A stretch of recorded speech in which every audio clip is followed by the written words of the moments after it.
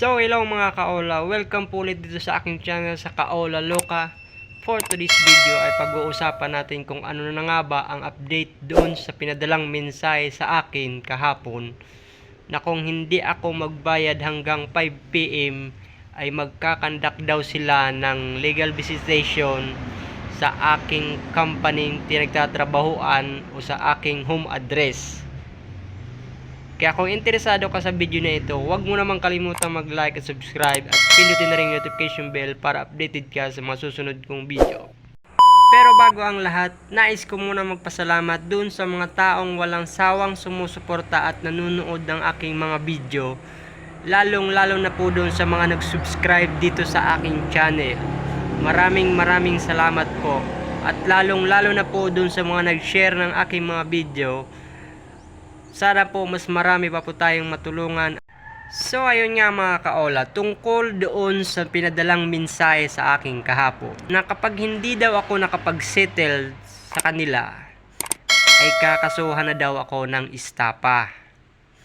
At yung isa pang mensaheng pinadala sa akin mga kaola, kapag daw hindi ako nakapagbayad hanggang 5 PM ng hapon ay magkakandak na sila ng illegal visitation sa aking kumpanyang pinagtatrabahuan at sa home address, sa aking home address mga kaola.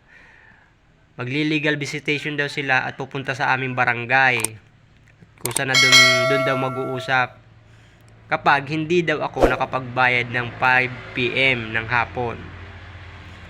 So mga kaola, ang ginawa ko po, hindi po ako nagbayad. Kahit anong oras maghapon kahapon na hindi po ako nagbayad. Wala po akong binayaran. So ang update mga kaola ito. Lumipas na ang magdamag o yung 24 oras na mga kaola. Wala pong dumating. Wala po yung magli-legal visitation daw. Wala pong dumating kahit isang agent sa aming pinagtatrabahuan o sa aming barangay. Wala po akong nakitang OLA agent. Kaya mga kaola, kung nakakatanggap kayo ng mga ganitong mensahe, wag na wag po kayong maniniwala. Lalong-lalo na po titingnan nyo, lalong-lalo na po doon sa mga mensahe na pananakot, kung ano-anong pananakot, tapos sa bandang baba bibigyan ka ng palugit na hanggang 5. Kasi mga kaola, mga nakailang ulit na po akong nakakatanggap ng ganitong mensahe. Paulit-ulit lang po, scripted po yung mga pinatadalang mensahe sa akin mga kaola.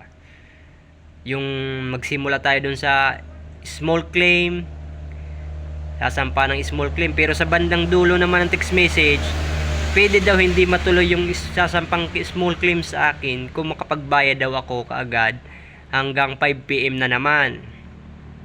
Sumunod yung paghaharap daw sa barangay, pinadala ako ng mensahe na maghaharap daw kami sa barangay. Tapos sa bandang ibaba na naman ulit ng message, may nakalagay na naman na pwede naman daw hindi matuloy kapag nakapagbayad daw ako sa kanila hanggang 5 PM ulit. Scripted lang mga kaola. Tinatakot ka lang yan. Tinatakot lang kayo niyan mga kaola. Yung isa pa, yung sabi ipapasa na daw sa investigation team yung aking utang at bahala na daw yung investigation team kung iaakit yung kaso sa legal department. Tapos sa bandang dulo na naman ulit mga kaola, ganun ulit. Para daw hindi matuloy yung paggawa ng aksyon ng legal team, kailangan ko daw makapagbayad hanggang 5 PM ulit. Di pa ulit-ulit lang yung mga kaola, pare-pareho lang yung mga text na pinapadala. Takot lang kayo niyan. Ito pa mga kaola, yung pinakamalupit mga kaola sa lahat. Kasi once na hindi ka na nagre-reply dyan, mga ilang araw kang hindi nagre-reply dyan, may magte-text po sa inyo na ganito: Kapag wala kang binayad, iaakyat ko na itong account mo sa legal. Hindi na kita bibigyan pa ng maraming discount. Wala na akong ibibigay pang maraming konsiderasyon sa iyo. Babayaran mo na lang ito ng buo, maabala pa lahat ng emergency contact mo dito. Mag-reach out kami sa kumpanya o sa mismong pinagtatrabahuan mo kung kaya pakigawa ng paraan yung full discount mo ngayon. Limited time offer lang ho yan. Wag na wag hong sayangin. So ayun nga mga kaola, dahil hindi tayo nagbayad kahapon at hindi rin tayo nagre-reply ng mga text sa kanila, nagpadala na lang mensahe na nagbibigay daw sila ng limited time lang na offer na discount. At ito pa ang pinakamalupit mga kaola, yung isa pang mensahe. Willing na willing akong bigyan ka ngayon mismo ng malaking discount sa 80 to 100% kung babayaran mo account mo ngayon. Replyan mo naman po ang mga mensahe ko sa iyo, lalo na kung hindi ka makakasagot ng tawag. Maraming salamat. Ryan Ignacio, Investigation Officer. So mga kaola, kung isa ka sa mga nakakatanggap ng mga ganyang mensahe, nasa sa inyo po ang desisyon kung gusto nyo pong magbayad o kung babayaran nyo pa ba.